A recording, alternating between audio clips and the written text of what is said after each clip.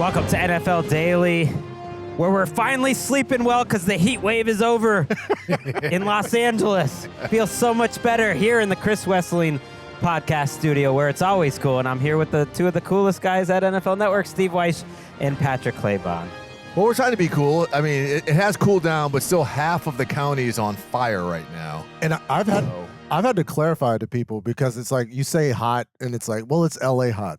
There were a couple of days. Oh yeah, it was just hot. Period. It was Vegas this would have been hot no matter where. So I'm glad we're. I'm sleeping on couches downstairs because my bedroom. And forget about it. It's not happening. So I feel good that it's finally over, and I feel good that we're here to week 2. A fun week. Steve, you were talking. I remember in the newsroom last week, just like week 1's the ultimate liar. It is. It's a non-truth teller to some degree. Like some teams that got smoked last week or didn't look good or this, they'll get it back. And some teams that came out like gangbusters, they'll settle back down to earth. And then by week 3, that's when things will stabilize. I mean, a lot of guys didn't play in the preseason. A lot of guys didn't have to go through the headset operation and things like that. So these things will be worked out. I don't think the Bengals are going 0-17. So we'll figure some things out. Yes, and this is the first time if you're checking in that Steve Wyche is in the building for the preview show, but we're going to be doing this up too every week, and you might not know, Steve, unless you listen. Hopefully you did. It was a great show. That we're ordering the games every week in order of the point spread. So the closer it is, we're going to lead the show, which means, Patrick, we're probably the only show in the country leading with Rams Cardinals. Yes, and that's why we start with what the unknown is, right? We journey into the unknown with a divisional matchup in the afternoon Sunday. The Rams favored by 1.5 points. 1 point. Actually, it's the Cardinals. I know. I had to reread late that. Update. Yes. I'm looking at the Arizona Cardinals, a 1 point home favorite against the Rams. Both teams coming in at 0-1. Massive injury report for Los Angeles. Puka Nakua's on IR. Steve Avila, the lineman, had a knee injury. Joe Noteboom left the game with a high ankle sprain. Other than that, Miss Lincoln, how was the play? Greg, is 9 enough to just go out there, throw dimes, and beat the Cardinals? I don't know. Last week was one of those weeks where McVay and Stafford both and Cooper Kupp rose to the moment so well, but then when you don't get a W in that spot, like, can they do it again? Because the Cardinals don't have much of a pass rush, so this is the right team and situation for the Rams to maybe get a W. But a Curry at left tackle did not look like an NFL player. McClendon at right tackle did not look like an NFL player. You have a new guy at center, so we'll see how he works out. Havenstein, we're not sure if he's going to play, but he isn't expected to practice early in the week. So they could be missing 4 of their starting offensive linemen, and without Puka Nacua, it's all about Cooper Kupp. Like, can Cooper Kupp handle this sort of load? Yes. The Cardinals did have maybe the worst defense in the league last year, and we're one of the worst or the worst in week 1. So if maybe this is a good time to play the Rams because McVay's owned this matchup, Steve. At least last year, they won this game by a combined 40 points in the 2 matchups. But historically, they have not played great defensively against Kyler Murray. He's had some really nice games against the Rams. The thing is, Marvin Harrison, only 3 targets. I mean, only 1 catch. They've got to figure something out if they're going to throw the ball and get it. Oh, that guy, James Conner. Mm-hmm. I mean, that's when they're going to have to run the football without Kyler. I mean, Conner's going to have to get his hands on the ball a lot. I think this Rams defense showed itself some, but then showed it some weaknesses some, but against a very good Lions team. But I want to get back to the Rams offense. Matthew Stafford throwing the ball 49 times last week. I mean, the Lions have a good front. They don't have a great front. He can't be throwing the ball 49 times a game and the Rams have a shot. So they've got to find a way to run it. They didn't really try to run it. They kind of got back into that rut. They've got to try to establish a run against Arizona. Otherwise, this clock game, James Conner, you just saw him, it could be very interesting. There's a style issue for the Arizona Cardinals as they allowed the worst EPA in the league per dropback when their opponents used motion. Before and so here comes Sean McVay. Yet again, they're going to see them twice a year. But there is one, there's a quote alert out there that Kyler's being taken out of context because the quote graphic that's being used is it's not my job to get Marvin Harrison the ball. But the way Kyler said it is, I'm going through progressions. I'm not out there to just get balls to Marvin Harrison. Right. And he missed him late in the game. But ultimately, that's not a fair quote to Kyler. It's kind of being taken out of context. The Rams defensive line is the spot for me because that first start, for Jared Verse. He had 26.1% pressure rate, the fourth highest by a rookie in He's a week 1 monster of all time. And that's it. Like, it's like, well, how are we gonna replace? So they've got all that youth on the defensive line. Yeah, they lose one of the best football players we've all ever seen. But they get good in that aspect. I can't say the same for like Cardinals defenders. No. Like, No. who's the Cardinal defender I'm hanging my hat on right now? It's like Buda Baker. They're okay at linebacker, Kaiser White. But you're right. They don't have the defensive line. So this might be a perfect manage the season. I think about how long the season is, and the Rams have the 49ers next week. You're missing 4 offensive linemen this week. You get your left tackle back next week. Eric Jackson will be off his suspension. You might get Havenstein back. And so it's a manage the season type of game. Can you sneak out a road win in the division? You mentioned how good Verse has been. And like now you're playing a tough Arizona running game, though. And that was how you lost last week. The Lions ran through you at the end. And the way Kyler was running last week, I mean, he has got that wiggle back. James Conner is awesome. They have a nice backup in Trey Benson, and they throw a lot at you. So to me, that's kind of the key matchup. Can they stop the Cardinals running game and just escape with a win? And you mentioned Harrison, just to close on him. His max speed per next gen stats was like insanely low, which I don't know how much to put into that. That was just something I saw, but like, I don't know. Maybe he wasn't going downfield. Maybe he was thinking too much. He didn't have a great week. There were some coverage shades, which I think probably played into Kyler not necessarily getting back to him towards the end. And again, with him being open, of course, the broadcast is showing him doing jumping jacks, but Kyler would have had to 360 spin, no scope, like throw one kind of no look to get him to that point. And that's where like still frames can kind of be misleading. He was open, but it's not always that easy. I know I do my picks against the spread with Cynthia later in the week, but Rams as an underdog against the Cardinals is pretty tempting. That's a real tempting play right there. You may not be alone in that one. Yeah. when we do game debut coming up here. Shout out to that particular show. Let's go to our next game here, and that is a 1.5 point home favorite Washington Commanders team. Another set of 0-1 divisional foes in week 2. The Giants visiting the Commanders. Jaden Daniels plays in front of his home crowd for the first time. Steve, the defense didn't do him a ton of favors. No. The first time out, Baker Mayfield had one of the best games of his career. 4 touchdowns, baby. Can they do enough to get Jaden a win over Dimes and crew? Yes, they can. Because Dimes, I mean, look, I say this because my wife is Jamaican, so I'm not trying to offend. He's dimes in Jamaican money, which translates to about -100 in U.S. currency. Look, I just think that this is a game where the Commanders offensively, you're not going to have Jaden Daniels run the ball 16 times. You just cannot do that every week like last week, but they're going to run the ball. And so if they can get it going against this defense, they're just going to milk clock. They will hopefully, if you're the defensive coordinator, Joe Witt, be able to get Danny Dimes in some long down and distance, and he's going to cough a couple up to you. The big story is going to be like, this is only week 2, but this is a bigger game for Daniel Jones. Yes. Than we think. He cannot come out and play like he did last week. That just will not. Then the coaching staff is going to sense their vulnerability and livelihoods, and they will make a move, a quarterback change sometime soon. As much as we thought they're riding with him for all 17, for everything they've done, they will get desperate because they will sense the vultures coming out and make a move if he comes out and stinks it up like he did in week 1. I'm with you. I think this could be Daniel Jones's last start as a Giant. Now, he's playing the right opponent. Their defense was lost last week, the Commanders.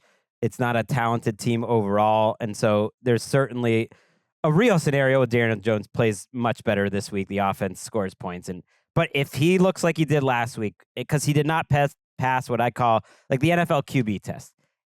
People say it's like, oh, if you protect him, he's solid. It's like, yeah, that's true, but that's true of every NFL QB who has a long career. Literally everyone. If you can deliver when protected, you'll have a long career. Maybe it's a starter, maybe it's a fringe starter, whatever it is. Last week he was protected pretty well in that game, and there were ground balls. There were times where he held it forever, and he looked a little gun-shy on short passes. He's always been a little gun-shy on throwing the long ones. Now he was gun-shy on everything, and I listened to this John Boy Media show, Talking Giants, and they had a great insight. So I want to give them credit where they were listening to the radio, and they're saying the radio call with Bob Papa and all those are team employees. They'd always been defending Daniel Jones in the past. And then this time they're kind of asking questions about Daniel Jones. And usually the radio guys don't start saying that unless the people above maybe are saying that. And you do wonder organizationally if they're ready to just be like, hey, you're giving us no choice. Maybe we'll ride with Drew Lock soon if this continues. Yeah, and if you're not safe in your own booth, like where are you safe? And he's not safe when the defense is playing zone. So the Vikings played zone 86% of his dropbacks in week 1. He was 19 of 37 for 150 yards and 2 interceptions. The only quarterbacks worse than that over the past couple of years were Zach Wilson and Bryce Young in a particular game. It's not good for Dimes. On the other side, like, I'm excited for Jaden Daniels. I know that Todd Bowles' defense got a whole lot of pressure on him, right? And he was 1 of 5 against pressure, but that doesn't account for all the times he ran away from the pressure, right? And was able to get positive gains in his very first game. Brian Robinson Jr. got tackled at the goal line. McCaffrey got tackled at the goal line if you're watching the video version of our show. And Jaden Daniels finished those off, and it made it look easy.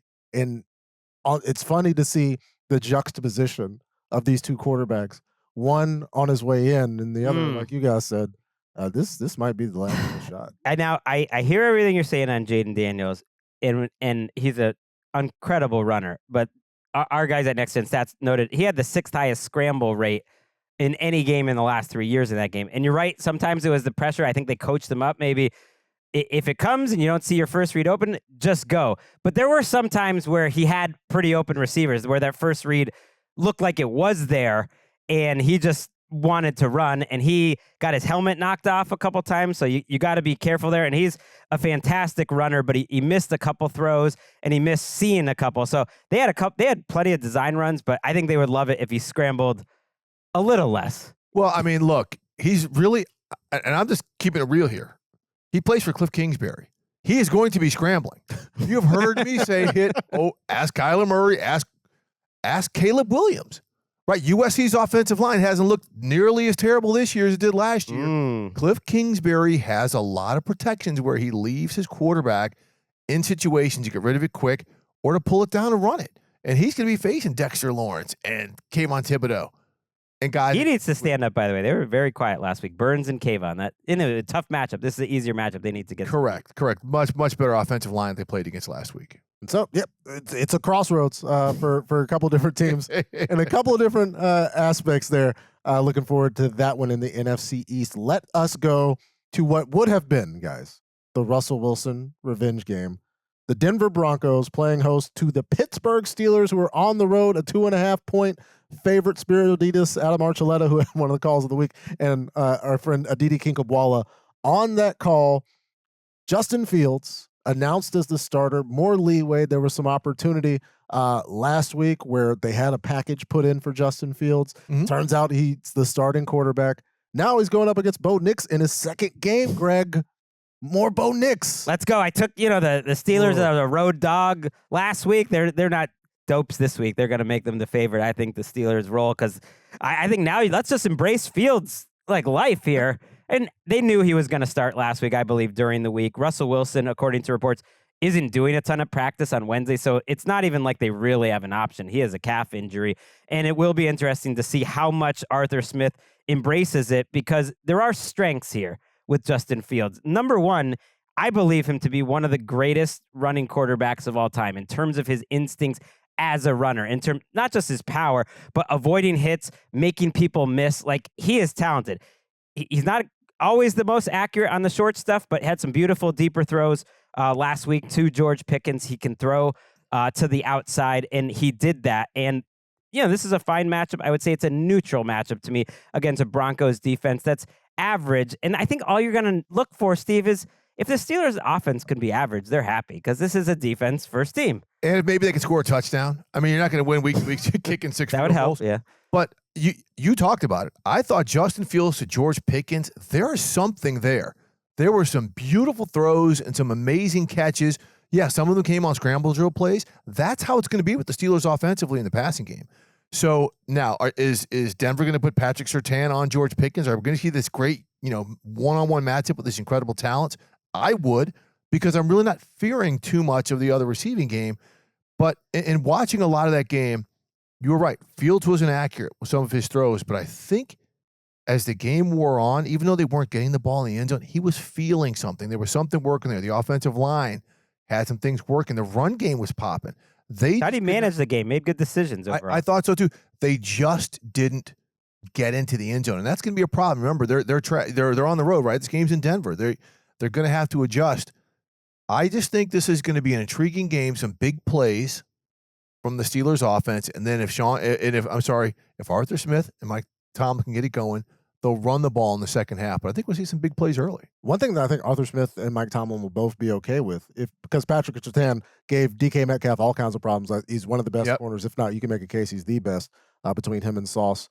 But they'll be perfectly fine with the Broncos defenders turning their backs and running away from Justin Fields. Oh. Like, if you guys want to play man, I think they will be perfectly, great point. Perfectly comfortable with that. Great point. Considering his predilection, as you mentioned, Greg, one of the best to ever do it when he's out in space. Now, when we saw the Falcons, Fields did take a couple shots where they're running quarterback run, design quarterback run, and he's just powered it in to with absolutely nobody in front of him. We don't want to see that. That's true. But considering what their defense did and how the Broncos really struggled in protection against the Seahawks in Week 1, I'm looking at T.J. Watt's potential to just. Oh my gosh! T.J. Watt wants that defensive player of the year. He wants it. He was insane, and Seattle showed how to beat Denver. They were all over Bo Nix. Like, they got a lot of pressure, and they just dared him to throw. They just said, "We dare you to go. We're gonna single you up. We dare you to go more than 10 yards. We think our guys can cover your guys. I think Pittsburgh can do that too." Because I just think this defensive front can be special. I think it might be top 3 defensive front in the entire league. And Garrett Bowles was banged up in that game. Unsure if he's playing. My guess would be he does, because he never misses game. But he didn't play well last week because he was playing through an injury. And so that's something to watch. And Bo Nix, he's not going to have answers if he's under that. I will say this: the Falcons, some of their blocking schemes, I was like, what are they doing? Like, do they realize who they're playing? Against Watt, yeah. Yeah, I mean, it was absolutely crazy. You would think Sean Payton would be a little wiser to that. So there's going to be a lot of quick game stuff like there was. I mean, Bo Nix only threw it 400 times for, 22 yards. There was a stat. He threw it more than 40 times and had less yards in the game than anyone. It was like the top 4 in NFL history. I think it was Jesse Palmer. There was an old, Ben Roethlisberger in his last season in like a rainstorm. I kind of remember that game. I do too. And there was one other, and that was it with Bo last week. That was the meme game where it was 4th and like 7, and Ben throws this flare out to Najee, and the entire defense is standing within 3 yards of him. There's a shot of Najee and half of the other team. He did eclipse, in terms of yards per attempt, one player last week, and that's Caleb Williams. By 1/10 of a yard. If Keenan Allen catches that ball on the goal line, then there you go. Bo Nix would have been better. But it was a rough, and every one of their offensive linemen gave up multiple pressures as well. It was a rough game. Patrick, so both you guys, if Justin Fields comes out and plays even as well as even as adequately as he played in Week 1, maybe a little bit better, is he the guy? To me, there's no more conversation. There's no more. As long as that'll get them to 2-0 on the road. As long as they have a winning record, Tomlin is not going back. And both road games. Najee, by the way, speaking of him, looked good. I think looked very good. Looked good last week. He appeared liberated in Arthur Smith's offense, and the Steelers. Cordero Patterson's going to take his touches, though, man. Arthur Smith can't help himself. No. You can't have too much Cordero Patterson in the year of our Lord 2024. Let's go to Duval for our next game. Ooh. That is the Cleveland Browns, a 3-point dog on the road at Jacksonville, where Trevor Lawrence had a cryptic "It's time for change" tweet this week with like multiple shots of his head. Oh, I didn't see that. I don't know if Trevor Lawrence is going to cut his hair. That's kind of leading things, but the Jags. Oh, I thought he was talking about the front office there. Oh. No, I'm just kidding. No, it's like Trent's super safe because the Jags retweeted it. So the Cleveland Browns struggled on offense against Micah Parsons and the Cowboys. Now here comes Joshua Hines-Allen and Trayvon Walker, who played pretty well, Greg. Yes. What do you see taking place? Yeah, Trayvon Walker, rewatching that game, was outstanding in the running game. He also got a couple sacks in that game, but he is becoming an elite run defender. And that, to me, is huge because you're going up against a team that doesn't have much of a pass game until proven otherwise in Cleveland and wants to run the ball. They did a lot of creative stuff, and people think Doug Peterson was making excuses that, well, except for 3 plays, we had the Dolphins locked down. But watching that game, I kind of agree with them. Like, they did some creative things on defense. This is not the Dolphins they're playing against. And Doug Peterson and this Jaguars team desperately need a win because the way last season ended, and then to start this season blowing a big lead like that, he was extremely testy, I would say, at Monday's press conference. And this is just a team, really two teams, but especially the Jaguars, that desperately just need to get a win and to relax a little bit. Look, the Browns, we don't know if either tackle's going to be back this week. So you talk about the pressure coming on Deshaun. They looked, and I think Njoku is nicked, right? He is on IR. Right. So what's going to happen? Okay, a lot of Amari Cooper, they tried doing it last week. They just couldn't do it consistently. Now, Dallas was giving them fits. Mike Zimmer came out and gave them a lot of different looks, gave them pressures with 4. There's just no flow to this offense. And again, that's why week 1, will it be the ultimate non-truth teller, as I say, when it comes to the Browns? We'll see. But I just, all the talk even from last year, Deshaun Watson, the not on schedule running of this offense, it's got to be better this week because I think Jacksonville is going to be a problem. I think their offense is going to get going. We know they can put points on the board, but I think defensively they could be a thorn for the Browns. And what did I say? I've said it on the show. No player is under greater pressure entering the season than Deshaun Watson. And with all the noise around him, again, this week, the pressure is only going up 10 million more degrees. Yeah, and that pressure should, honestly never go away considering the scope and the scale of the things that took place back in 2020. But the actual pressure that the Jags will apply, considering how Deshaun looked, bouncing up and down the pocket, coming off reads, making bad throws to Amari Cooper, that actual trouble is going to be a little more of a problem football field-wise because James Hudson allowed 8 pressures on 56 pass blocking snaps in week 1, where the Browns had all this trouble. And now he's going to deal with Joshua Hines-Allen, who kind of got locked up by Teron Armstead, but it's still going to be even more of an issue. And we also get a little bit of a sneaky coaching heat in this game. Wait. Jim Schwartz and Doug Peterson going back at it. Yeah. And things were good. They celebrated together, but also there were some concerns towards the end of the exit there in Philadelphia. I like that. I like that too. But speaking of this, I mean, Cleveland's defense is not going to make it easy on Trevor Lawrence either. Let's not overlook that. I felt good about Trevor's performance. There was more under center stuff. They had a good run game. Tank Bigsby popped in that game. There was a couple drops by Kirk that would have really changed it. I think Brian Thomas Jr. is fantastic. Yeah. He had a stat, the highest EPA per route of any rookie wide receiver in the last X amount of years. Like he passes the eye test. So I feel better about their offense. And you talk pressure just to wrap up Watson, and then we'll take a break. On Wednesday, Stefanski did confirm, because they hadn't spoken other than a brief statement that they're going to listen to the NFL about how the NFL handles this. They said they will start Deshaun Watson on Wednesday. That's not a question. And Deshaun Watson did meet with the media. He didn't really say much about the allegations, although he said that they were news to him, and that was counteracted by a long statement by the lawyer who represents the woman suing Deshaun Watson, saying that actually this has been going on for 10 months and they tried to reach a settlement separately. So because they knew all the media attention that would happen. And yes, the Deshaun Watson and his lawyer strongly denies those allegations, which are brutal to read. And the alleged victim's attorney, Tony Busby, put a lot of that out there today. So let's take a quick break and we will be back with more games after this.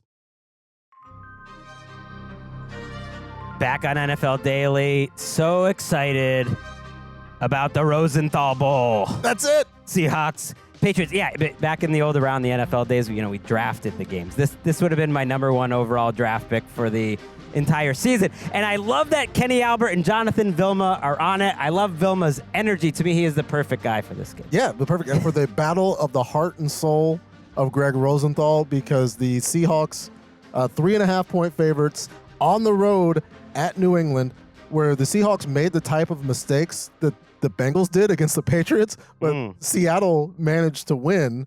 Now, are they going to do the same type of thing? They allowed 2 safeties in the first half against the Denver Broncos. It's just a calamity of errors, but they managed to find a way to win.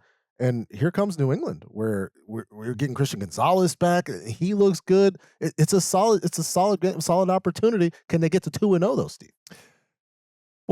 Okay, this is where I'm going to play the West Coast early coast. Yeah, you can always get to 2-0, but remember I said week 1 is the great non-truth teller. And yes, New England Patriots should be Jacoby Brissett, everyone, sky high for what they did to the Bengals. They went out there and they put it on them. I mean, they out-physicaled them. I think they out-coached them. So Greg, the Seahawks are that's my team no one's talking about that I'm very high on. Okay, same. I know you love Geno. This is just one where I think their ground game, we saw Kenneth Walker, we saw them come out and they rushed for a bunch of yards, I think 180 plus yards last week. I think that continues this week.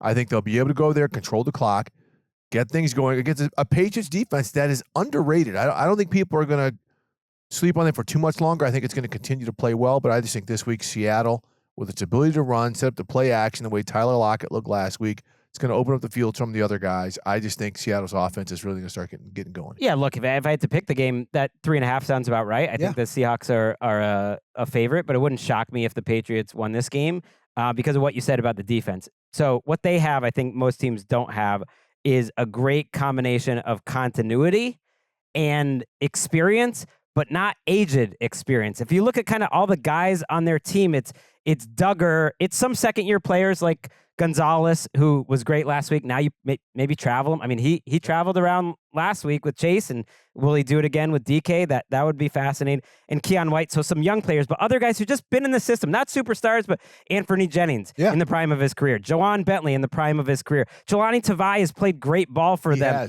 Kyle Duggar in the prime of his career. So, okay, it's not a new system either. Gerard Mayo was running this defense already, and so Marcus Jones, they just play well together. Jabril Peppers, there's a cohesion and an aggression that takes me back to like the 2001 days. That's their recipe. They're not going to turn into a Super Bowl champion, but what they'll try to do, and we'll see if they can, is just not be sloppy, not beat themselves on offense, and see if the other team can make enough mistakes to scrape out a bunch of wins. Because Bill Belichick's teams, he doesn't like to talk about it. Last few years, they were making all sorts of mistakes. They were terrible on special teams, a ton of penalties, like mental errors. You didn't see that in week 1. So that's the promise, because we know the offense isn't going to be explosive. And that's the difference, right, between the early era Belichick teams and the late era teams, where things got late and it kind of started to feel like, oh, well, Bill will figure it out. We don't necessarily need this mid-vet guy. He can go somewhere else and make his money. And then in comes rookies and things are disjointed. Matt Patricia's leaving, coming back. Josh McDaniels leaving, coming back. It's all,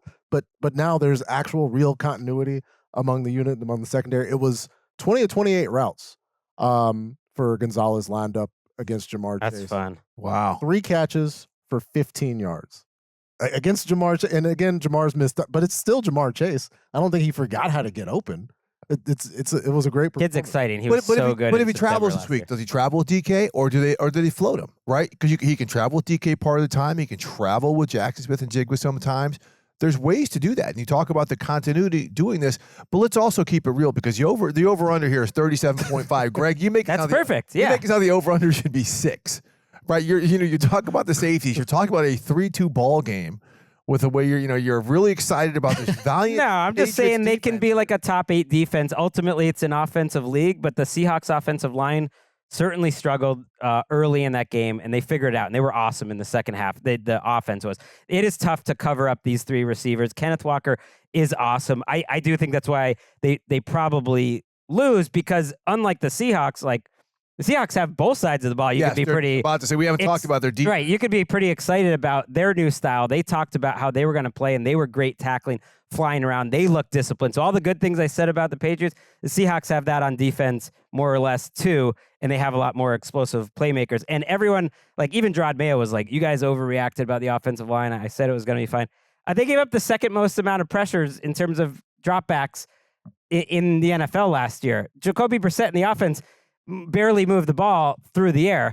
And as much as I'd like to give credit to the offensive line, Ramondre Stevenson broke like 12 tackles. It was more just that he was awesome in that game. It's going to be tough to do every week. Well, when they added an offensive lineman, when they had 6 offensive linemen, they averaged 4 yards per play, and they scored their only touchdown of the game. So that's it. That's how you get that 3-2 game, Steve. That's not happening. They're bringing an extra what, 6 offensive linemen? Yeah, it seemed like they were doing that like every other play, which is that's old school. Smart coaching. That's smart coaching. All right, we'll leave that game and get to the Indianapolis Colts on the road, a 3.5-point favorite over the Green Bay Packers, who are loveless for now, we think. And that's a big factor. The over-under set at 40.5 points. Josh Jacobs had his best game last week in terms of yards over expectation since he led the league in rushing back in 2022. And now he's going up against a Colts team that gave a career day to Joe Mixon in the opener. Greg, are he and Malik Willis enough? I think they have a chance. I think that Matt LaFleur has a chance here to really flex his coaching muscles because you think about what they did well last week.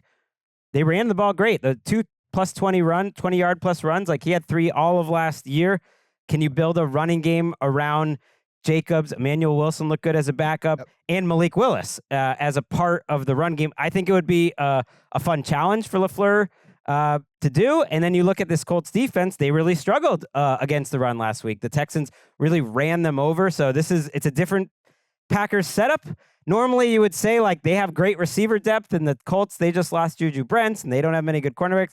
I don't know if you can really take advantage of this game. This is one where you see if you can have the luck the Texans did on the ground against them. Yeah, I mean, they're going to have to because Gus Bradley's going to be giving Malik Willis all kind of different looks. Even if he only ends up rushing 4 and things like that, they're going to see a lot of different stuff they didn't see against the Eagles. I'm with you, though. I thought the Packers' offensive line played fairly well in this game. I thought they protected fairly well. I thought they ran blocked fairly well. The game circumstance was just odd with those guys being in Brazil. And I like the fact that Matt LaFleur came out and said, I was expecting to get a pass rush from our defense. I was expecting a lot more from certain things of our offense. So he was paid clearly after the game, especially with the way things went on defense. But even with some of the pressures that they generated in that game against the Eagles, Anthony Richardson's a different monster. And we saw that last week. He wasn't great passing with the way he ran the ball because they didn't have a run game otherwise. This, to me, when I look, this has got the intrigue bubble. Okay. Like no other game, just because there's still a ton of unknowns about both teams. You know, the Malik Willis one being the most, but still the Colts, what exactly are they?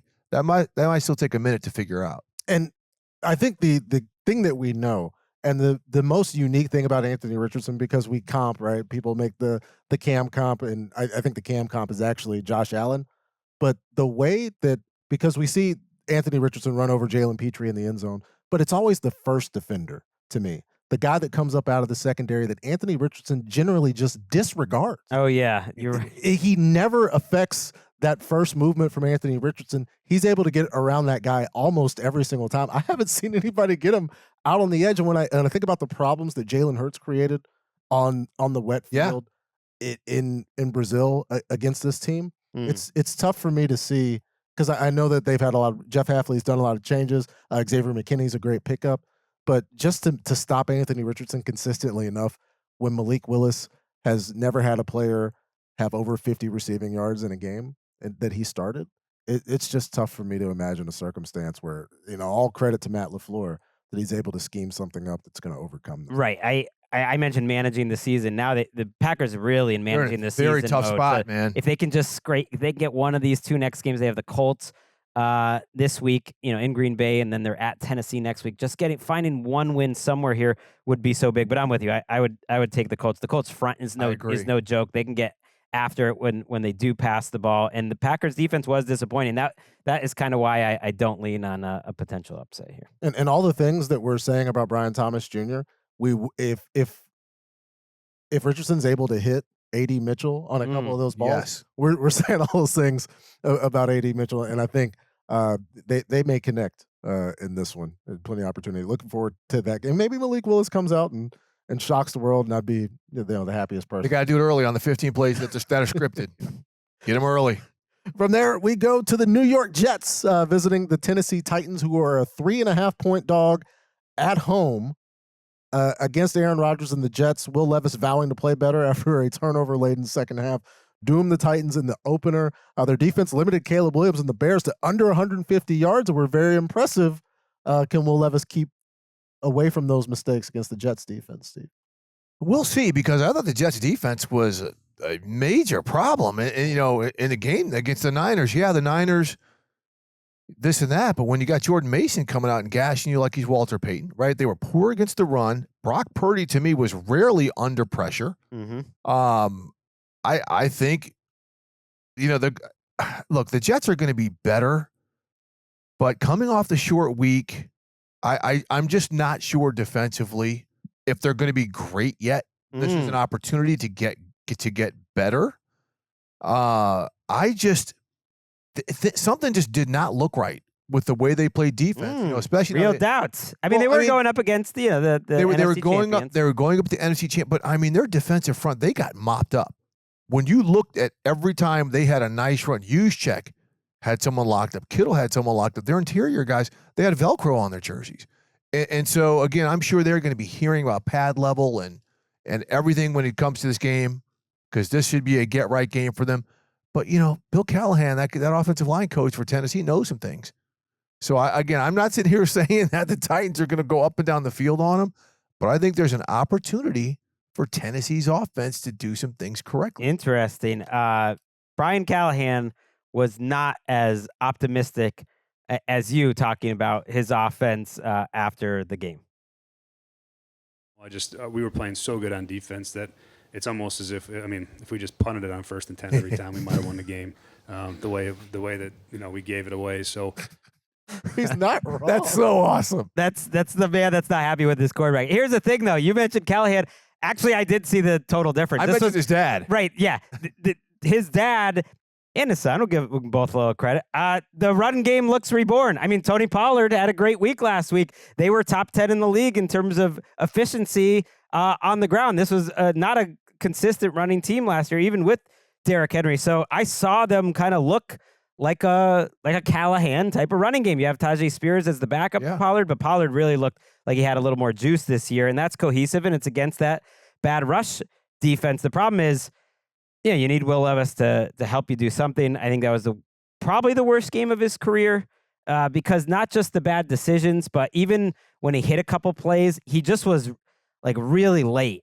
Maybe it was he was the Tennessee thing, and I'm remembering Jay Cutler. So even when Jay Cutler was good, like he would really have to see it, and for it to really be open for him to just rip the ball. And that was Will Levis last week. He just did not feel like he was comfortable with what he saw. DeAndre Hopkins only played 17 snaps. Supposedly he's practicing a little more. There was a miscommunication with Calvin Ridley at the end of the game, and he blew a block. Jaguars fans are like, oh, yeah, that's a little familiar. So I always worry about a team that doesn't have much of a passing game yet and backing their chances to win. I think it's a style thing, and he's going to have to figure out how to marry his YOLO deep shot style, because I think over half of his career touchdowns have come on bombs. And he got one. He got away with one on that late pass to Chig Okonkwo, where Okonkwo goes up and gets the ball away from the defender. If not for that, Will Levis has an even worse game than the way things turned out. And so he was 1 of 4 on deep passing attempts against the Bears. One thing that I do have an eye on for Tennessee was Jeffrey Simmons had no pressures. Now, there was that shot of 4 Chicago Bears on Jeffrey Simmons, but he hasn't had a game like that since 2022. I want to see 98 get going. They may have found something, though, with Tavondre Sweat, who was a divisive guy because of some off-the-field issues in the draft, and people just didn't think he was that great of a player because of his weight issues. He looked like a problem. Like, he looked really good last week. And then, L'Jarius Sneed and Chidobe Awuzie, who didn't practice, was banging this drum all camp. They go out there, and they look good, and their defense played great. So, yeah, it's a worrisome game for the Jets. And to get to the Jeffrey Simmons thing, when you watch that Niners game, their interior players were resetting the line of scrimmage over and over. Even one time towards the end of the game when the Jets tried to run on a short down and distance, they had a tight end and a fullback leading behind a tackle, and they got stacked They couldn't run at all. They could not run the ball. So this is something, even with this revamped offensive line, didn't look very physical or didn't look very intimidating. I'm looking at that 3.5 for the Titans for later in the week. Steve's got the Jets on fraud watch. Jets on fraud. Early again in week 1, the great non-truth teller. But they're going to hear a lot. It's going to be a tough film week for them. Well, that's a big game. They can't go to 0-2. No. Otherwise, they haven't even played in MetLife yet. Only team in the division to lose. You guys know things are more important in the New York metropolitan area.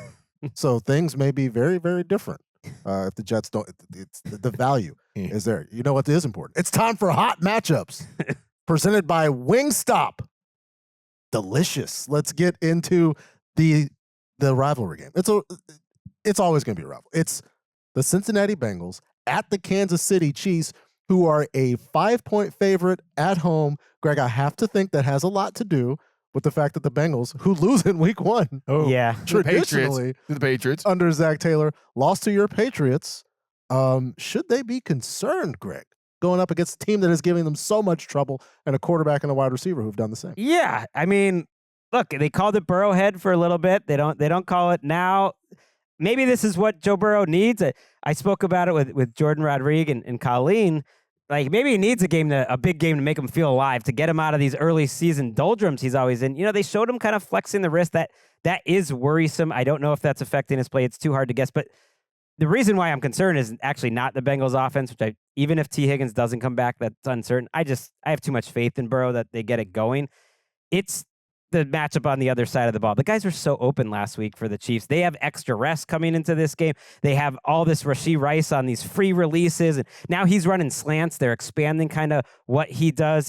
They're an empty. They were really dictating against a really good Ravens defense the matchups that they wanted. And I was thinking, like, how is Patrick Mahomes like better when he's not as flashy? And to me, maybe it's because of just the pocket movement. He's always been good, but now it's like you mentioned before how Richardson disregards the first guy. Mahomes is like that with every guy, except he's still throwing in the pocket, and it's just incredible. And he'll need that because he's going up against Trey Hendrickson in this group. Yeah, I was at that opener, and it was such an exhibition of great coaching by Andy Reid. He saw that the Ravens are leaving open the middle of the field. He was matching up linebackers on his wide receivers. I mean, you saw Roquan Smith chasing Rashee Rice. I mean, they did some incredible things. I don't think Lou Anarumo is going to put his linebackers, asking them to do as much. But again, they were really put in tremendous conflict by Andy Reid. I'm going to flip it back, though. I mean, I know Joe Burrow used to be Burrowhead, but this Chiefs defense is a different monster the last 2 years. And what you saw, that opener, it came down to Lamar Jackson just being Superman against a defense that had everything else blocked up. Until, and Patrick, we were talking about it, the back half of the fourth quarter, when the Ravens went up-tempo and they went no huddle, that's when they started moving the ball on the Chiefs. That's when things started being on schedule. Maybe we'll see some of that early on in the game for Cincinnati to try to prevent some of the substitutions for the Chiefs and to allow them to get into a type of a rhythm, because that's one thing that Chiefs defense in the opener did not let the Ravens do until, again, the back half of the fourth quarter. And Lamar gets time. He's able to get those balls to Isaiah Likely because they're staying on the field. They're in the hurry up. Lamar has been running all game. Yes. Chris Jones was wiped out. Yes, it was a week one. It made sense. He was absolutely zeroed out, and that provided the assistance. The Bengals aren't going to have Joe Burrow running like that. I don't think it's smart for Joe to be aggressive like that. He can be, but it's really just can they rely on Joe and Jamar to make those types of plays? Was that all Christian Gonzalez? Was that a little bit of hangover from offseason stuff with Jamar Chase? They have to be explosive against KC, and they just could do nothing, right? And again, if Tanner Hudson doesn't get the ball knocked away from Kyle Duggar, right? If there's no fumble, right? We might be looking at this game a whole lot differently. But man, it's a big spot. It's a big spot. That 5's a big number too, though. Well, it was going to be. It was 6, game. so the public agrees with you, and it brought it back. It's a big game, though. I know they've done it before and they've rallied, but it's just tough starting your season 0-2. So it's a big game for them. It's also a big game for Tony Romo. I mentioned how I thought he was kind of ducking the competition last week with Tom Brady. He was on a 405 game, and so this is back in his big spot, Patrick, with the world watching the 425. This is the big game. This is his game, really. He's probably called it many times before. He needs to have a big year. And I think the winner here is the people, right? Yes. Because Tony came out, he was explosive, he was prepared, he was excited, and maybe we lost a little bit of that.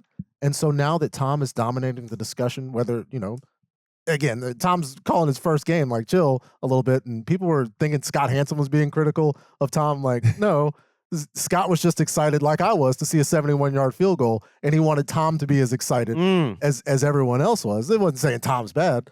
I think Tom being in the broadcast booth in general, I don't know if Tony's ducking folks. Okay. But I do know that it helps with the idea that, like, hey, people want to hear Tom Brady, and Tony Romo's going to come out and say, this is why I'm here. This is my house. This is I like this. He's going to up his game. I mean, He's heard the criticism out there. Hopefully the Bengals run defense has too. That's been the big concern in Cincinnati this week, that they were a bad run defense last year. Then you lose DJ Reader, and they got steamrolled last week. So they will be challenged by the Chiefs and their big front and Isaiah Pacheco. Let's take a quick break. It's the only way we can do it after that good a game.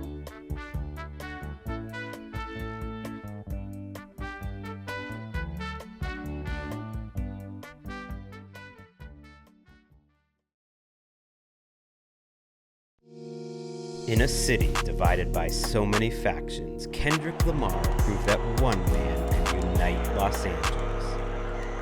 But what if it was two? Pop out to SoFi Stadium all season long to catch Jim Harbaugh. He'll bring extra khakis, extra blockers, and a return to simpler times with good kids in this mad city when the forward pass was backwards thinking. So leave your swimming pools on Sundays and drank with us. Oh, and we have some decent players too. Paid for by the Who's Got the Hotshot Coach Now? How Rams actually. Chargers. We're not getting like aggressive. Him. We're not like Gregg, Patrick. No, that's the goal is to try to get like Gregg, but sometimes Chargers, coming after him. They're trying to. It's like when the Clippers put up those billboards, about the Lakers a few years back. It's the Chargers taking over, and they have good players too. And here's the thing: the Chargers are 6.5-point favorites, 2,120 miles away from Los Angeles International Airport, on the road to take on Bryce Young, Dave Canales, and the Carolina Panthers, who were run all over by Alvin Kamara and the Saints in week 1. In comes J.K. Dobbins, Greg, who had 13 yards a carry, which is crazy. What are they going to do against the Panthers?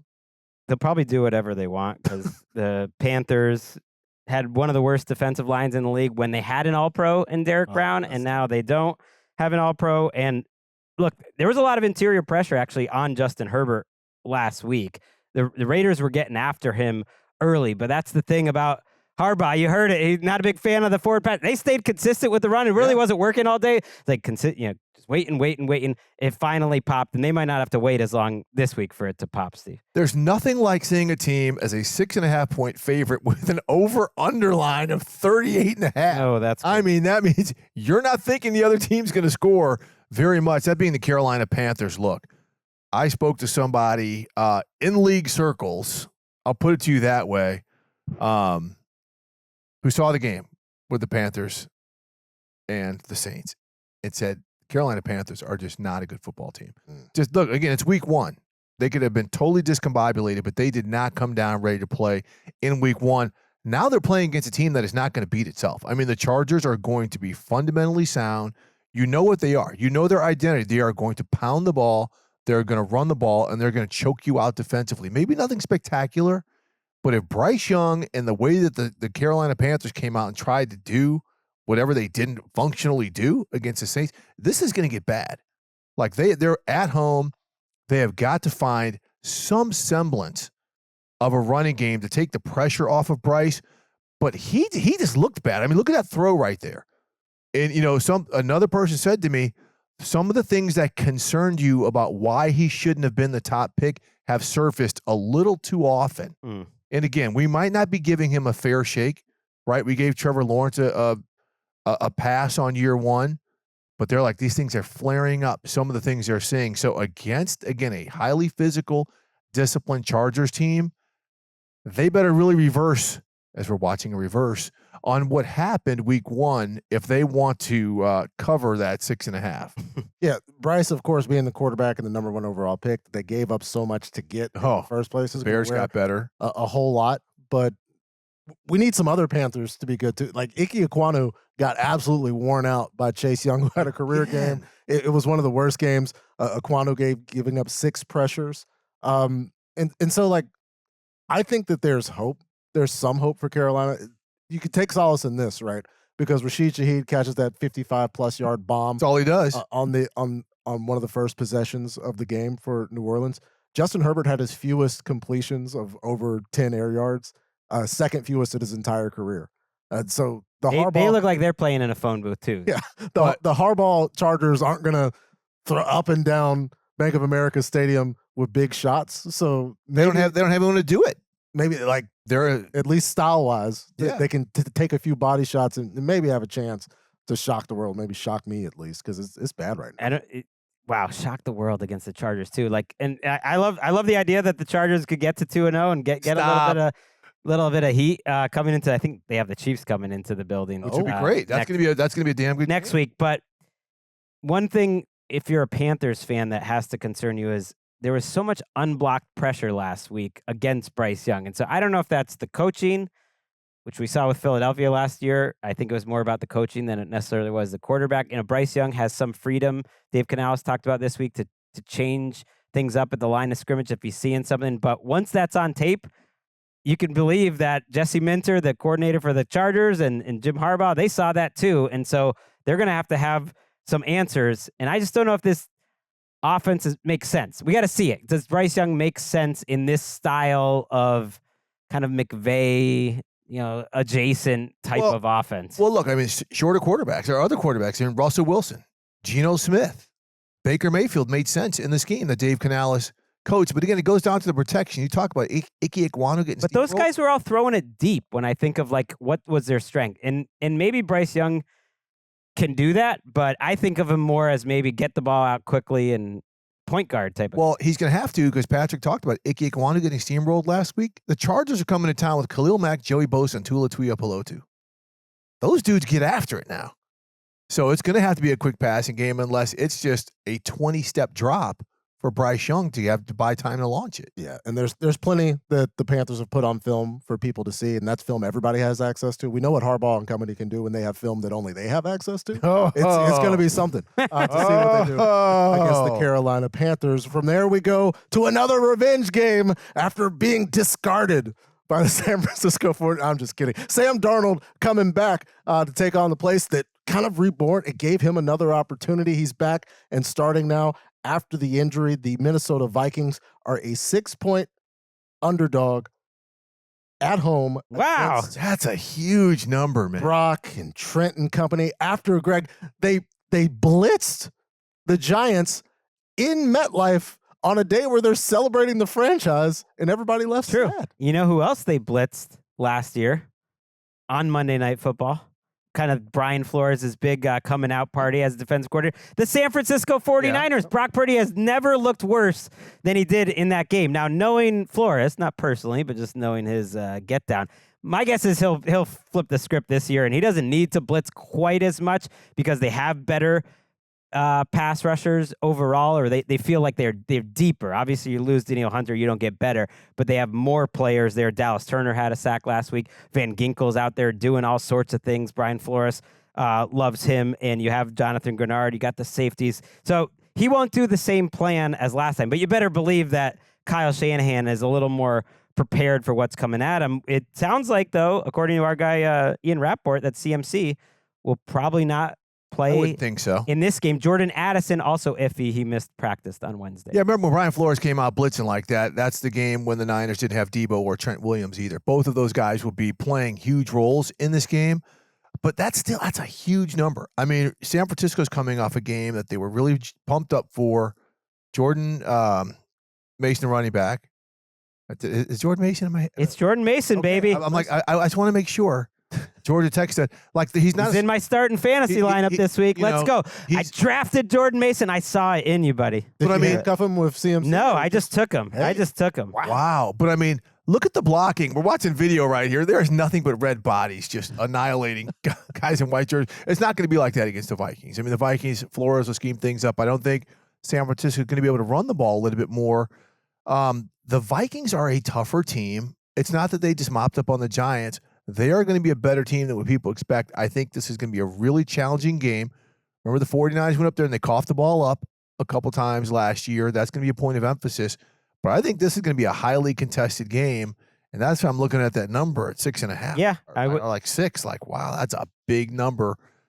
For the game being in Minnesota as well. For a team that's really talented, I think that gets lost. So I just mentioned a lot of like kind of the periphery defensive players, but you have maybe the best tackle combination in football. One Christian Darrisaw and O'Neal, and maybe they can mitigate. I mean, there's no great matchup against Nick Bosa, but maybe they can do a good job there. Like, they have legit players. Aaron Jones last week. I mean, I would say it's the fountain of youth, but he looked great at the end of last year, too. He looked like Aaron Jones. Yeah, 6.7 yards per carry against the Giants. This is the Giants defense with Fred and company, who gave Brees and the Jets all kinds. But again, as the Jets, it's week 1. Perhaps the Jets are on fraud watch it, and we don't necessarily know. But they look solid. Darisaw was spectacular. Yes. Great to see Aaron Jones still doing it in his kind of. I can't wait for his like actual revenge game. I hope Jordan Love is back for that one. But it's 6 points. I understand it. It makes sense to me.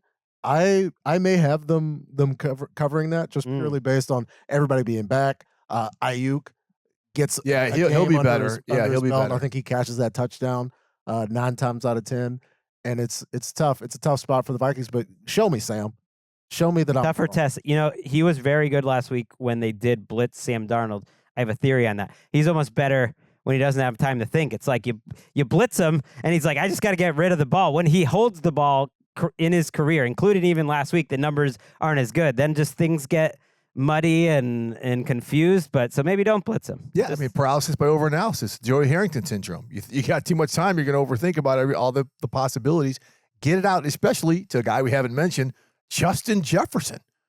He'll be able to do some things against this defense. Which is a weird juxtaposition with him and Brock. They were on the same team, because when Brock gets on the outside and things get a little squirrely, he knows exactly what to do, and he's so calm. And operating about it. He'll throw a spin move in there. It's fun. It's always fun, but almost as fun as a chance to see the number 1 overall pick, Caleb Williams, on Sunday Night Football, a 6-point dog to the Houston Texans, who were spectacular with their new additions. Joe Mixon goes off, as well as 2 touchdowns for Stephon Diggs, Greg. Is there a world in which Caleb and the Bears defense can overcome this monster of the Houston Texans?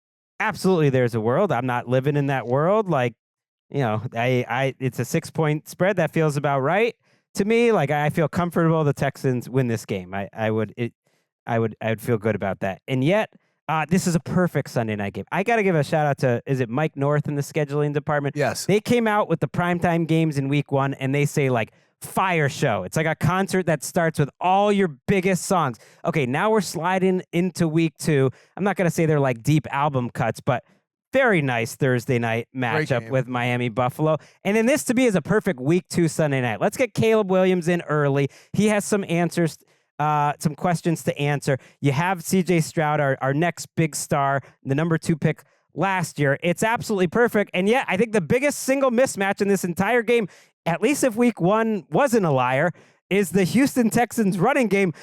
They went from worst to first. Worst in the league, DVOA last year, to best in the league in week 1. And that is the way you always want to attack a Matt Eberflus defense. They are built to stop the pass. They are fantastic stopping the pass. And their pass rush was good last week too. But they weren't as good against the run. They're traditionally not as good against the run. So is this Joe Mixon rushing attack a lot of times into light boxes because you have all these great receivers? Is that for real? Because if it is, this is going to be a top 3 offense in the NFL. So Houston goes out and gets Joe Mixon because he's familiar with the zone run scheme. Dameon Pierce was not. That was something that he's gotten better, right? But Mixon comes in and you see it operate functionally. And what Bobby Slowick likes to do offensively, that's going to set up so much more. And we know the Texans, they've got receivers for days. They've got tight ends for days. And they've got a strong offensive line. I'm just looking at, let's go back to Caleb Williams, who, by the way, still is not on quarterback island, Greg. Oh, that was a good call by you guys. At least after 1 week, relax. I was trying to put him onto the island. If you missed it, we will be bringing back quarterback island. It is a special place where only 10 quarterbacks, 12 quarterbacks can live. And I thought, Caleb, you should just start him there, since he's going to be there his whole career. But maybe I was wrong about that. Well, we'll revisit in a couple weeks on a Tuesday. But his comp was C.J. Stroud. I mean, and the Bears, Ryan Pace. I'm sorry, Ryan Poles. No, not Ryan Pace. Ryan Poles, general manager. At the Hall of Fame game, he told me and Brian Baldinger, we're not running from that comp. We think the fact that C.J. Stroud came out and lit it up like that as a rookie is something that Caleb Williams can do. They've put him in position to do it. Now, he said Caleb has to run his own race, but they think he's talented enough to do the great things that C.J. Stroud did. Don't think a competitor like C.J. Stroud has not heard that all summer. Oh. Let's spice it up. And CJ, to be fair, his first couple games were not crazy He got sacked statistically. like 24 times. Now, he didn't have like a 93-yard game, but he did have one game where he really struggled. That was about it. But Right. but they were more conservative early. I don't think it was about being conservative with the Bears last week. They just, he missed it was a combination of things. He made more good plays in that game than I expected when I went to rewatch it. But he struggled when he was under pressure. And he didn't create kind of like you expected. There was like one or two plays, but when he tried to go into create mode, it didn't work. Yeah, and we saw the preseason magic, of course, the spin throw to Romo Dunze. We saw that a million times out of the preseason, but like it wasn't just when there was no pressure. When the time to throw was over 2.5 seconds, he was 3 of 13 through the air. And some of those, there's the Keenan Allen drop, right? There's the one he missed, Keenan Allen. You can pick and choose there. But where Caleb succeeded was he didn't, on the other side, like Will Levis is a whirling dervish, throwing the ball to the other team and fumbles and all this other stuff. But Caleb had that nice 3rd and 10 run that set up a Cairo Santos field goal that cut into that lead to give that defensive play a chance to tie the ball game up. And ultimately, like, no turnovers. He took care of the ball. No, he's not, C.J. Stroud in that early game last year against Anthony Richardson where he throws for 380-something yards, and it's like world-beating. Maybe this week, Sunday Night Football, he's a big-time player. Got a chance. Why not? I love that would be fun. That said, I almost took this as my survivor pick, Texans over the Bears. Thought about it. So, speaking of the state of Texas, the Dallas Cowboys are going to be at home in our next game, where they play host to Derek Carr and the New Orleans Saints, who took the foot off the gas and still scored 47 points against the Carolina Panthers. Dallas is a 6.5-point favorite over this New Orleans Saints team, Greg, where Alvin Kamara looked great. Talise Fuaga was incredible against the Carolina Panthers. It's the Panthers caveat. We get to find out what's real and what's not here, because the Cowboys are kind of this litmus test type team where you can tell if you're really over or not. Right. I think it's the ultimate sort of week 2 reality check or test that you actually might have it for the Saints offensive line specifically. More than any other group in this game, the Saints offensive line coming into the season looked like such a problem. It might hold the whole team back. They had a great week 1. Now they were playing the Panthers, who have no one really up front, but Trevor Penning, the best game of his career, looked like an NFL player. Now you got to go up against DeMarcus Lawrence and Micah Parsons, who's lining up in different spots when he's rushing, and they're a little deeper than we expected because this kid DeMarvion Overshawn, who is a linebacker, healthy. Looked good. Nealon's out there. He's a rookie setting the edge. There's just a lot to deal with, so we'll see if the Saints offensive line can hold up, and it's the scheme with Clint Kubiak, because if they can, they had a good, cohesive-looking running game. I just don't know if it was just week 1. I will say that I know last year they didn't look like that against the worst defense in the league ever, the Saints offense. So I already feel much better, especially about the running game and Alvin Kamara. Yeah, I mean, look, the Cowboys came out and looked like a dominant defense. I mean, Cleveland, they just could not figure it out. I think part of that's on Cleveland. So this is why I'm saying this is a test. So this is a big number, because maybe the Saints are a little bit better than what we thought. Are the Cowboys as good, especially on defense? I think, again, the Saints calling card, though, is their defense. Mm-hmm. Right? Is that going to be able to move the ball? Now, we know the Browns had a great defense, but the Saints have been like a top 8 defense for 5 or 6 years in a row. And, of course, they came on, they dominated Carolina Panthers. I think they're going to have a little something. They tend to play the Cowboys tough.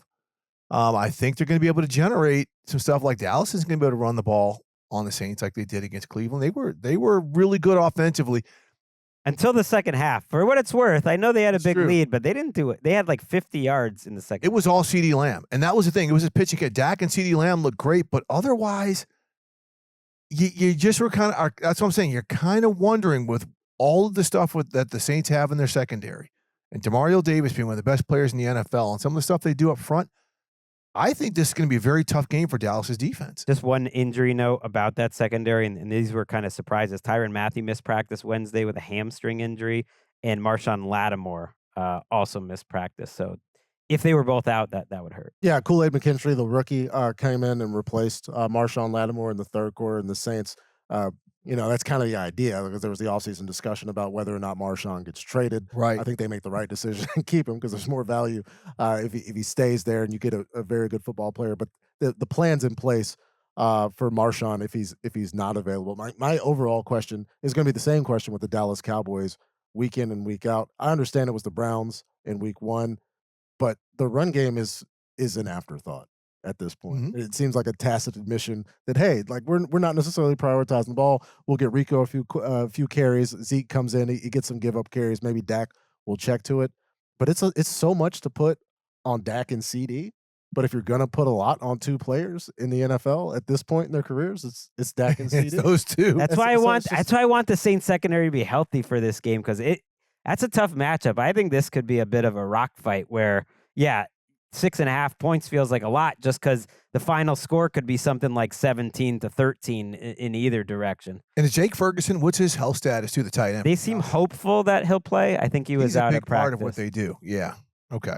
More Luke Schoonmaker, which is, I'm at least 1 week away, probably 2, before issuing an apology for the incredible amount of Eric Kendricks slander I put on this podcast over the offseason, because he had a great week 1. Their linebackers look good. Maybe Mike Zimmer knows what he's doing. Yeah, Zim's got it figured out. And if we'll see, I'm giving it another week before I'm going to issue an apology. And if Eric Kendricks has lost steps, DeMarvion Overshawn makes up for that. Okay. In his ability, because covering that space to get Deshaun Watson last week was one of the scariest examples of speed from a linebacker. Rosie's wants to take a backhanded slap at Brandon Staley. What? Yeah, that's a fair point. He's making me look bad. I'm not the only one. Oh yeah, taking shots at Brandon Staley. Right, I'm saying I'm not the only one Brandon Staley made look bad, because it's him that made the Eric Kendricks takes. It's a tangled web we weave. Should we take one more break? Let's do it on the podcast. We will be back and wrap up our Week 2 preview right after this.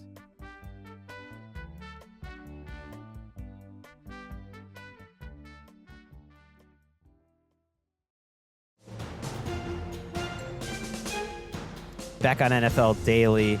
Wanted to hear some words from Tyreek Hill on Wednesday. Of course, they're playing on Thursday Night Football, so they're not part of this preview show. But this story of Tyreek Hill when he was detained from police officers and pulled out of his car has just been one of the most upsetting and unique stories I can remember covering the league. And Tyreek Hill was on the podium talking about it on Wednesday.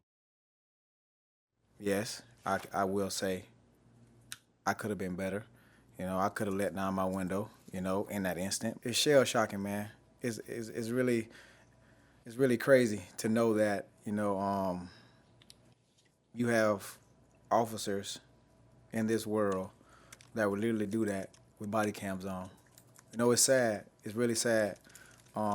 Which brings up another conversation and leads into what would they do if they didn't have body cams, which is even crazier. So, yeah, he said he didn't want attention. He didn't want to be cameras out. He saw the phones taping him, and that's what he was when he was talking about the windows. And then he did add, and I wanted to put this in now. Does that give them the right to literally beat the dog out of me?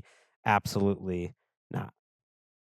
No, it doesn't. If anybody's seen any of the multiple angles, there was one angle included which was frustrating me once I saw it on Sunday, because the verbiage that we use, the official verbiage, right?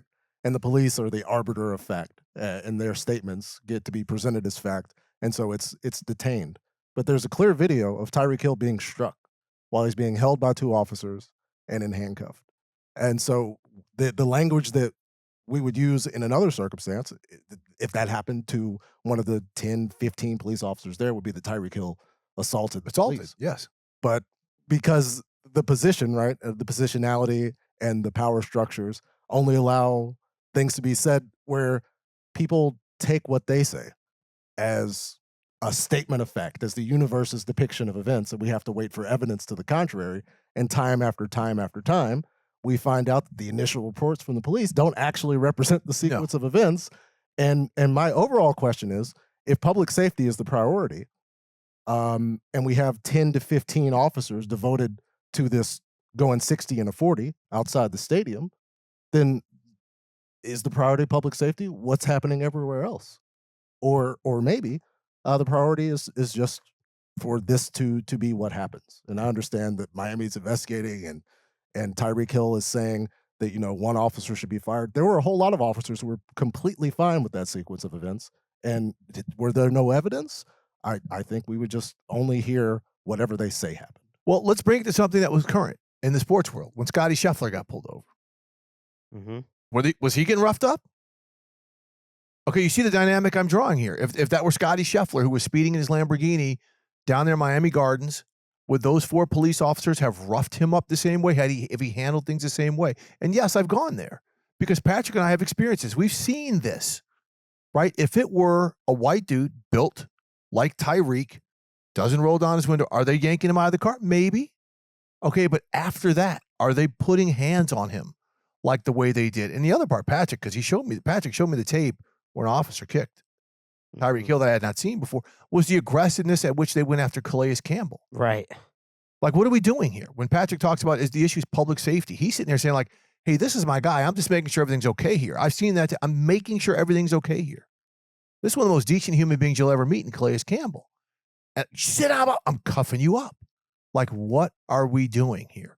These are 4 hyper-adrenalized, at least 4 hyper-adrenalized police officers in the moment. And we know that police officers have a tough job to do, right? That they save lives. They're the first people I'm calling when I'm in trouble or when I'm worried, right? But this was a situation where it seemed like, okay, once Tyreek did not drop his or lower his window upon the request of the police officer, which Tyreek said, I should have handled that better. It was hyper-adrenaline mode. Let's go. And it is, as Tyreek said, what if I wasn't a famous football player? What if these guys didn't have body cams on? It's... And what would happen is what's been happening for... Yeah. Any number of times. Forever. We saw the young man in Memphis where those police officers would have probably gotten away if it weren't for surveillance camera because they turned their cameras off. Yeah. Any number of incidents happen every single day that we're not going to hear about. Correct. And we won't hear about. And I keep coming back because I understand Tyreek has a particular beef, right, with the officer who struck him, right, and the officer who took exception to the speed at which he rolled down his window. But again, every officer that was there whose job, right, allegedly is to protect public safety and de-escalate situations was completely fine with the things that happened. Completely fine because they allowed it to happen. That's their choice. That's the job they chose. And so if they're going to do that, right, and occupy 33% of the city of Miami's budget, maybe they should do it. And real quick, I will say this, and it goes back to the late Jason Jenkins, who used to be the Dolphins media relations director, a friend of mine and one of the most astute people.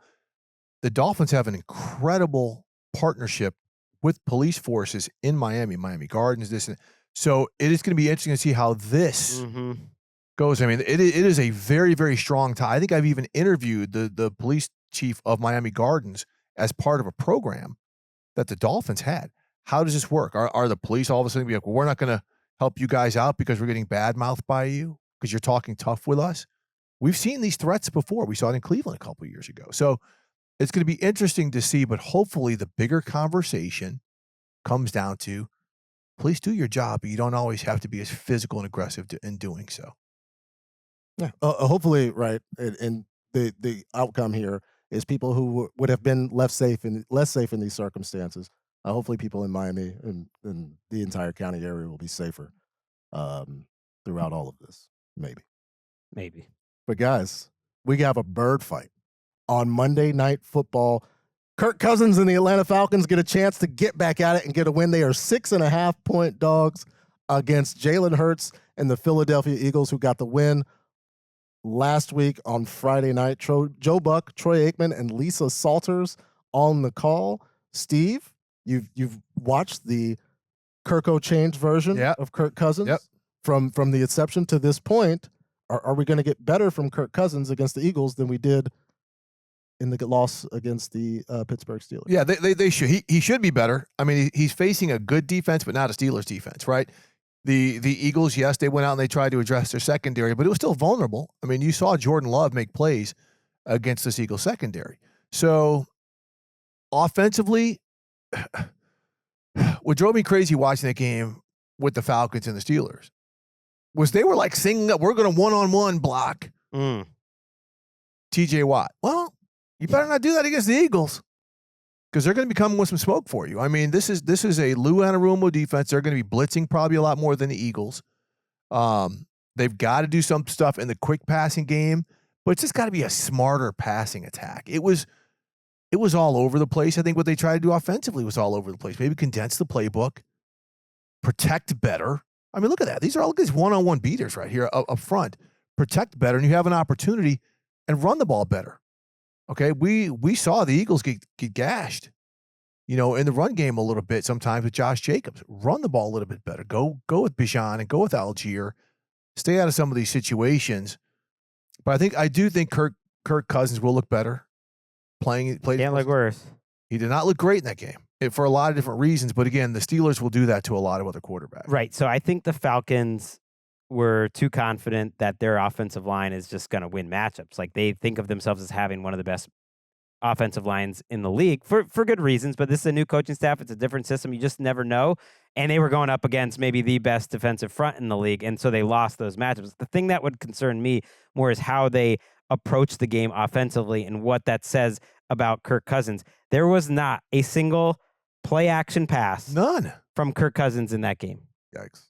So he had been averaging more than 30% of his play. He is a guy that gets helped by defining what you can define by doing the play action pass. And that was extraordinarily successful for him when he was with the Vikings. And his numbers when he wasn't doing the play action pass, even with the Vikings last year, weren't that great. So how many times did he do it last week? 0. And you wonder if that's just because he's a mid-30s guy coming off an Achilles tear. Because the next-gen stats number in terms of how much they moved, I didn't know this was even a stat, some of this stuff they have that they're digging up, that he moved an average of 3.1 yards per dropback. It is the least movement he's ever had in a single game of his whole career by more than a yard. And when you watch the couple times, insane. When you watch the couple times, like he just didn't look like a guy who was confident in moving, and it's real hard to play quarterback that way. And I guess now that my mind's a little blown by that stat, how much of that was the Pittsburgh Steelers? Right, that's the thing. It's like 1 week, you never know, but the whole no play action and playing out a pistol that does not make sense. That's bad. It was bad. The time there was not a lot of you're so used to seeing Kirk hit those in-breaking routes. He's hitting defenders in the face with those. Again, week 1 caveat, but who was not bad in their debut and saving things on the other side as we look in the video show of just the passes that he did hit, a couple to Drake London and swinging back across, and there's a pick to Drake London. But the Kellen Moore Philadelphia Eagles are such a departure where it's like we talked about Todd Bowles and the blitz with Chayton Daniels. The blitz had the Eagles looking morose last year. And then in the opener against Green Bay, aside from, Jalen will say that was a bad decision on the interception. Right. But they had answers for the blitz. And answers that I don't know if Atlanta, right, has the pass rush capacity to bother the Eagles enough to keep them in the... Although they might want to get a little more aggressive. His numbers were great against the blitz, and there were a couple of really nice plays. One to Goddard. I think Calcaterra was another one where just quick answers. It was awesome. But they didn't do any of those big blitzes. The things that really got... that I would still try to throw 6, try to throw 7. Let's see what happens. They were just 7-5, and I just would be curious to see that. But I don't know if Atlanta has necessarily the horses. AJ Terrell is a great cornerback. He had a tough Pickens tough week 1. Yeah. But you're gonna have a tough week 1. But that's the thing the Eagles do against you. They have matchup advantages because their players are awesome. But the ultimate matchup advantage is Saquon Barkley. I mean, you talk about a blitz beater when you've got to also keep eyes on Saquon, and you have to stop him in the run game. That's an issue, right? And we saw Pittsburgh hit some runs against the Falcons, and this was a close game. So, the 6.5 number, yeah, I think that's a pretty big number. I think Atlanta's offense is going to be better. I don't know if Philly is going to be as crisp as they were coming out of the gate. But, man, when I watched Philly, I kept saying they're going to keep getting better and better, and this offense is frighteningly scary, especially because the Slim Reaper, Devontae Smith, looked really, really good on top of it. The defense did some good things. Yeah. They do creative stuff. Their pass rush, I think they want to get more consistent. But Quinyon Mitchell, I did want to make sure I just mentioned him. Yeah. He just early, real positive vibes. I don't want to get over my skis here of like potential defensive player of the year type of stuff, but it was some real like, okay. Yeah. And that backs up some stuff some buzz I heard from there that they believe they got a real good one. How he does it again. We let him get away with it. So that's a big number, 6.5. Let's add a half a point there. The Detroit Lions at home favored over a Tampa Bay Buccaneers team who scored 1 billion points. It was the Washington Commanders. 1 billion points against the Washington Commanders in the opener. Baker Mayfield throws 4 touchdowns. The game is on Fox, over under 51.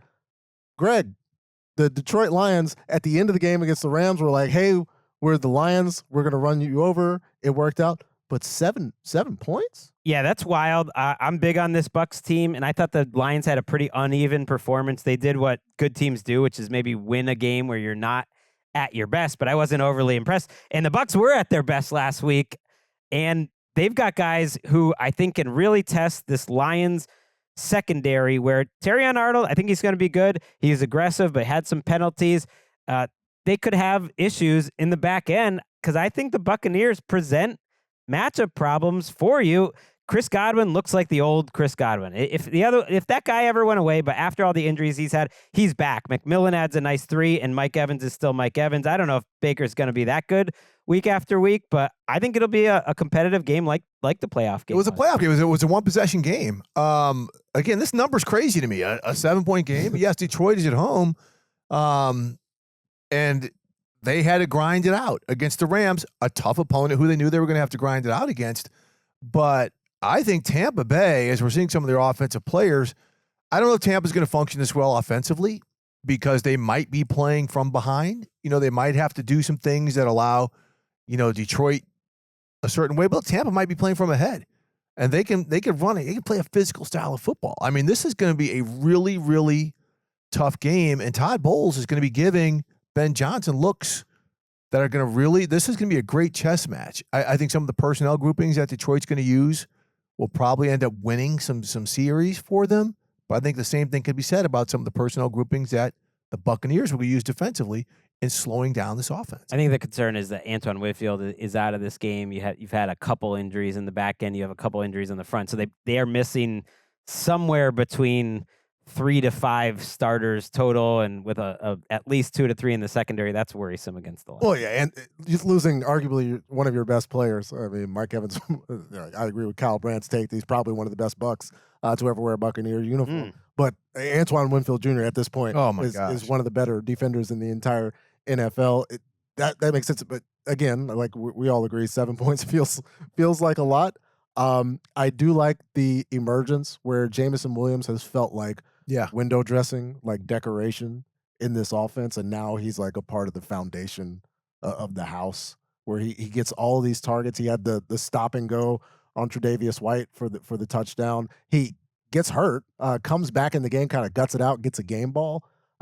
I like what I see there, but I'm going to need Jared to be a little more comfortable in the pocket. He seemed like the Rams pass rush was bothering him through stretches of that game, and had some inaccuracies that I wasn't used to seeing from Jared Goff in the opener, but maybe week 1 we wiped that away, and maybe they surpass the 7 points. Who knows? I know. Now I'm suddenly thinking this matchup he'll be protected better. I'm always worried about a team that like they played poor one week, but they won anyways. Usually they play better the next week. Like maybe you get the A- version of the Lions this week. And you're going to have to deal with. And you're going to see as fantastic as Dave Montgomery was in that opener, I think Jahmyr Gibbs will play a bigger role in a game like this. Spectacular player. Love it. I'm looking forward to that matchup, bringing us to our final game, the biggest number of the week. 9 points, Steve. Good grief. 9 points. The Las Vegas Raiders going into M&T Bank Stadium against Lamar Jackson, who was back at practice on Wednesday. He sat out earlier in the week due to some soreness because he went super hard. We talked about this. 400 combined yards against the Kansas City Chiefs. Lamar's back, and the Raiders, again, after getting gashed by former Raven J.K. Dobbins, have to take on the King, Steve. Yeah, I'll be at this game on Sunday. Humble brag. But I'm just saying I'll be at the game. I'll let everybody know I'm being. He's a million miler But- on multiple airlines. But this number actually doesn't look insane to me, just because the Ravens have so many things they can clean up on defense. Again, they really got out schemed and out coached, and they're going to tighten it up. With some of the matchups that Andy Reid was scheming up against their linebackers. And Las Vegas just doesn't have the guys, right? They've got Devontae. But other than that, offensively, there's no one. Yeah, the two tight end stuff. Gee, the Ravens aren't familiar with two tight end stuff. Having worked with that. I mean, that's all they Brock run. Bowers look good. They look good, but I'm just saying that's all they run two tight end stuff. They know they're going to practice the hell out of this. They're going to have some answers for the two tight end stuff that the Ravens, that the Raiders are going to do. So, I think Baltimore's defense is going to look so much better than this game. Lamar's not going to have to do as much. They're going to be able to run the ball a little bit better with Derrick Henry. That's one thing that was driving me crazy in that game. I mean, it was a tight game, and they just got away from Derrick Henry. They start playing horizontal football. Well, I just think they're gonna figure out over the course of the season how to construct a running game out of Lamar Jackson and Derrick Henry, and they haven't yet, because that's Derrick Henry just makes more sense as an under center runner, Correct. but Lamar Jackson in shotgun, and you can certainly, they're smart, they're great players, they're good coaches, they can figure out how to marry it up. But it felt like almost like two different types of offenses. And when Justice Hill was out there, that almost looked to me more like the Ravens offense. And I was surprised, and I know they were trailing in that game, but Justice Hill played a little more than Derrick Henry. Yeah, because they were throwing the ball around a little bit more. Two things. First off, that's a great point, because I was talking to people before that game with the Chiefs, and they said that shotgun style is different for Derrick Henry. We saw it when Deshaun Watson first went to Cleveland. They wanted to go under center. He's like, I want to go to shotgun. It really was an odd marriage of what they wanted to do with the run game. And also, it got talked about a lot, maybe not enough, those illegal formation penalties that kept getting called on Ronnie Stanley. It really bothered Stanley in the offensive play. So maybe that it hampered their effectiveness. They're going to make I'm sure it's a point of emphasis for the Ravens this week to get it right. And I think that offensive line is going to play better as a result. I think considering Max Crosby and the problems that he can create, we're going to see more pistol this week from Monken, and it kind of gets halfway between those issues, because we saw that in Tennessee sometimes where Tannehill's in shotgun and Derrick Henry's getting these slow handoffs, and at that point in his career, he's making it work. He does need to be a little more linear up and down the field in order to get things going now. But I'm not taking the Ravens to cover this 9 points. Wow. There's some things that You're Mr. Raven. I am. That has me worried. I've seen this team come in and have some weird circumstances take place.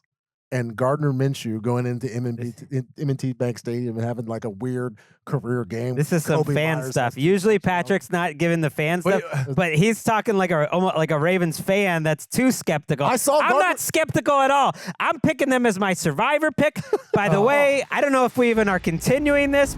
Play the music. I'm out. Patrick took the Cincinnati Bengals last week. We only had the two of us in the studio at the time. I took the Bills, who made me sweat it out a little bit. They could have called that penalty on DeMar Hamlin at the end, and I might have been out too. But the Bills survived, and I'm taking the Ravens. I'm not overthinking it. When you play Survivor, don't overthink it. Because I was thinking Texans this week, and I'm looking at future schedules. No, just take the game that would shock you the most. Take the real favorite. And I don't agree with you at all. I think it's 26-9. It's kind of a boring game, actually, where they just put them to sleep. And Steve, since you weren't here last week, I can't believe let him do a week 2. should we let? Yes. Let's ask the back. Eric, should we let Steve in and take a survivor pick? Yeah, because this is a week season-long bit that died in week 1.5. But Because would it be a funny bit if I'm just spiking the football for 16 straight weeks? Because if you just ride with my picks, if you're listening out there, I'm going to take you to a whole lot of victory. We're going to survive on the island. But I'll let you play too, Steve. You can jump in. Texans at the home opener over the Bears. Okay. So we're going with Houston. Okay. Play the music. We're letting Steve go in week 2. Why not? Yeah, Sorry, Patrick. It Don't wouldn't seem apologize right to get me. you- No, get this you Talk about bending the rules. I deserve it. I'm out. Jeff Probst has extinguished my flame. It was a blast going over all these games with you both in week 2. Why don't we do it each and every week this season, except for when Steve goes and covers I'll some be here on games Wednesday. overseas. I'll be here. I'm just saying. That's true. I will be over. You are big time. I'll join you for one of those. I really enjoyed doing it today. Yes, we're doing the Ravens for the Survivor, and then we're going to be doing Thursday night recap and my picks with Cynthia coming up later this week. We'll see you then. Football's back.